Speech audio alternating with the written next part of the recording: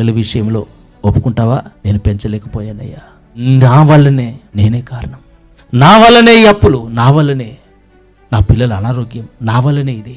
దేవుని సన్నిధిలో ఒప్పుకునే అనుభవం, ఒప్పుకునే ఆ ధైర్యం నీకుందా? నీవు అలా ఒప్పుకుంటే దేవుడు ఎక్కడ ఓడిపోయావో అక్కడ మరలా దేవునికి విజయాన్ని ఇస్తాడు. ఎక్కడైతే దుఃఖముతో నువ్వు ఏడ్చావో అక్కడే నీకు ఆనందాన్ని ఇస్తాడు. దేవుని సన్నిధిలో నీ ఒప్పుకునే అనుభవంలోకి నువ్వు రాగలిగితే బిడ్డ, మూర్ఖులుగా తయారు కావద్దు. దేవుడు పదే పదే పదే పదే మాట్లాడుతూ మాట్లాడుతూ మాట్లాడుతూ ఉన్నా, నా వల్ల కాదు ఇది, నేను కాదు, నా కుటుంబానికి బాధ్యత, నా వల్ల కాదు ఈ అప్పులు, నా వల్ల కాదు పిల్లలు ఇలా వద్దు. యాజ్ ఎ పేరెంట్ నీవు అంగీకరించాలి.